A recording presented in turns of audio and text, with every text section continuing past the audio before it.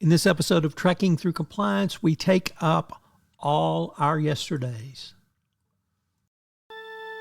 Compliance, the final frontier. Tom Fox is the voyager of Trekking Through Compliance. His mission? To explore the original series and seek out and share what it can teach you about compliance. Here's your host, Tom Fox.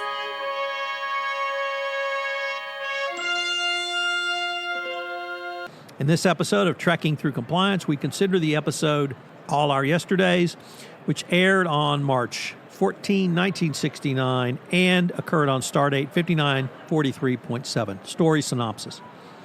On this mission to evacuate the population of a lone planet, Sarpeidon, before its sun goes supernova, Spock, Kirk, and McCoy beam down to investigate why sensors indicate no humanoid life is on the planet. They discover, however, a library staffed by Mr. Atoz and his clones, which contain history tapes.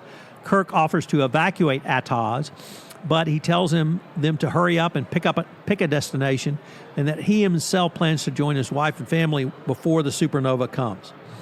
It appears that by inserting the record tapes into a machine called the Atoz, people can be sent back in time. Mr. Atoz confirms Kirk's suspicions that this is indeed what has happened to the inhabitants of the planet. While viewing a tape, Kirk hears screams and accidentally sends himself to a period of time of witch hunts. McCoy and Spock rush in after him, but they are transported themselves 5,000 years in the past when the planet was still in an ice age. Meanwhile, Kirk has rescued a woman from being poked with a sword by challenging her attacker to a sword fight. Only after chasing the man away does Kirk discover that the woman was a thief attempting to rob the gentleman, and furthermore, there is no entrance back to the library. Kirk goes to the wall from which he emerged and is able to talk to McCoy and Spock, but cannot get to them. Kirk is then arrested by authorities for aiding a thief, and Kirk and Spock and McCoy ask him what is going on. The authorities also hear these voices. The woman betrays Kirk and denounces him as a witch and claims that he and the spirits made her steal against her will.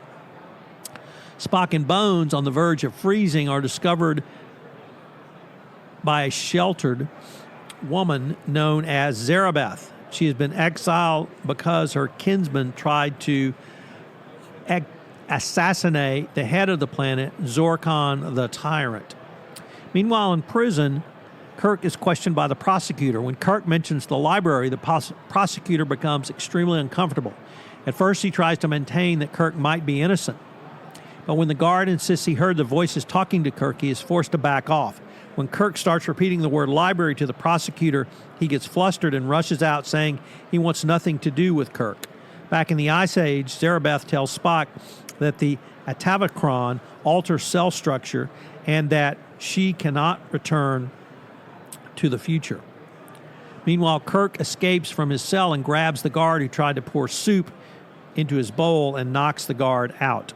When the prosecutor comes to take Kirk to the Inquisition, Kirk realizes he is also sent from the future and threatens to denounce him as a witch if he does not help Kirk. The prosecutor informs Kirk that the Atoz alters cell structure and brain patterns to prepare people for the past. The prosecutor has been prepared and cannot return.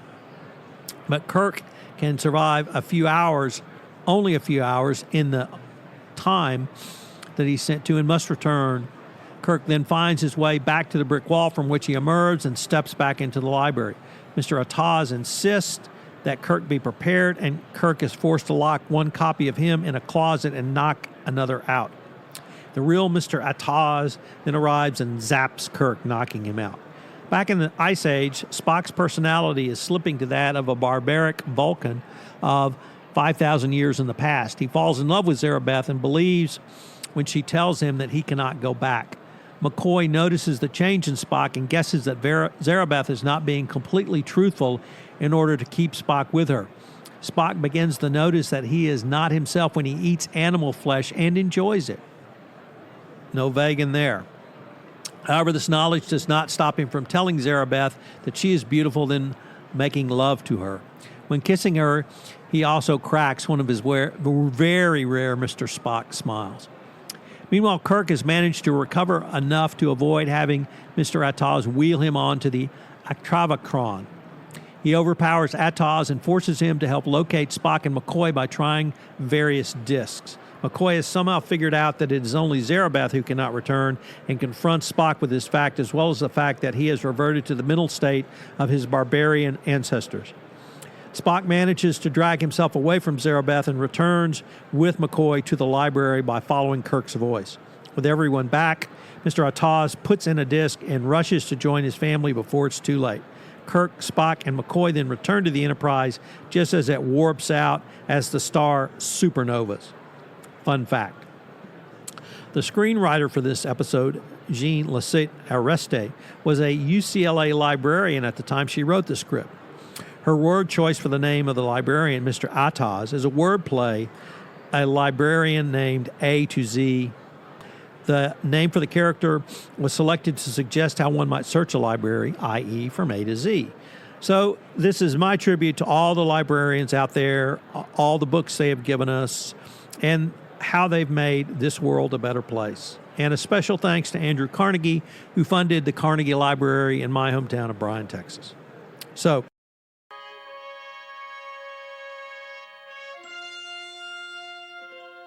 we had some interesting continuity issues in this episode. According to the stardate, this episode is chronologically the last of the series, even though its production number and air date are earlier than Turnabout Intruder. It's also the last episode of Time Travel in TOS. This is the only episode of Star Trek, the original series, or indeed any series, to ever mention a physiological limitation on time travel. According to Mr. Atoz, one had to undergo what he termed preparation for the era which they would travel to. Failure to do so would result in death in a few hours. Additionally, one could not return to the present era for the same reason, as in the reason Zarabeth could not accompany Spock and McCoy back to the present time.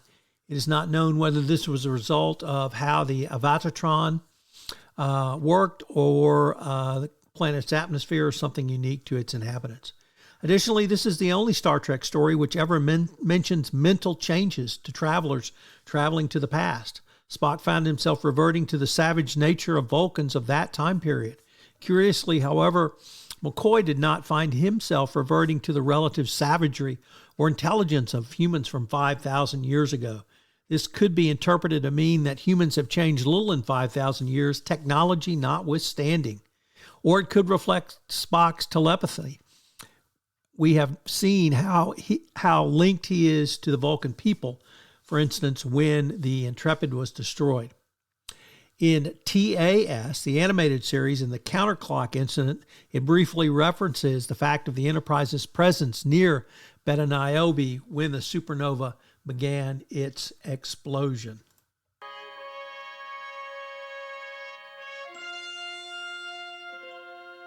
I'd like to take this episode and use it to look at pattern recognition issues for compliance. All Our Yesterdays explores the complexity of time travel and its potential impact on the past, present, and future. It offers valuable insight for compliance professionals navigating the ever-evolving landscape of data analysis and pattern recognition. While the episode focuses on the fictional journey through time, it highlights the importance of understanding the interconnectedness of events and the potential for unintended consequences. The episode features the Enterprise crew, as we talked about, traveling back to a prehistoric era. Their actions inadvertently alter the course of history, leading to unforeseen consequences. The episode underscores the importance of several factors for pattern recognition lessons for the compliance professional. Number one, data integrity and accuracy. Compliance professionals must ensure the integrity and accuracy of data used for analysis and decision making.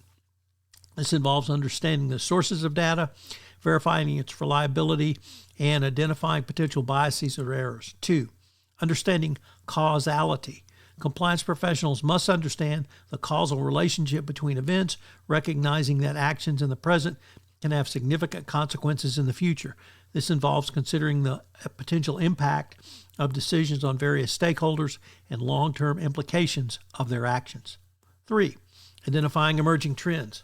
Compliance professionals must be adept at identifying emerging trends and patterns that may indicate the potential risks or opportunities.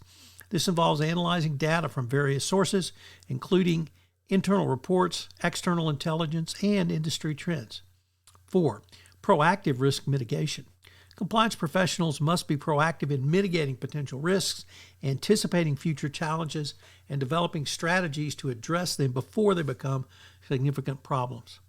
Some additional considerations include the butterfly effect, where seemingly insignificant actions can have a profound and indeed unpredictable consequences.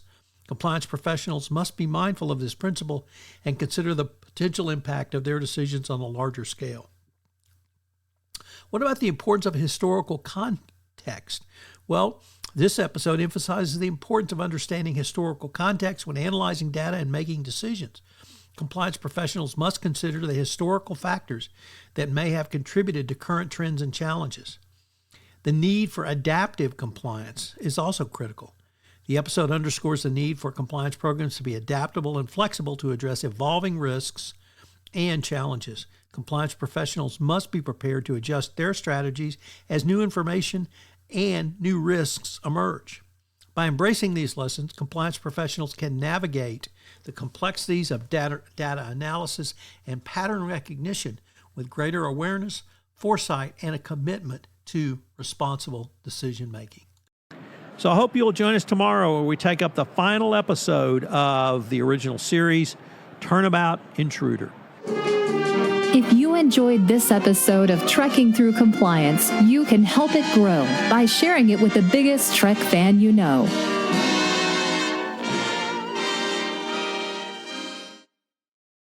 This podcast is a part of the C-Suite Radio Network. For more top business podcasts, visit c-suiteradio.com.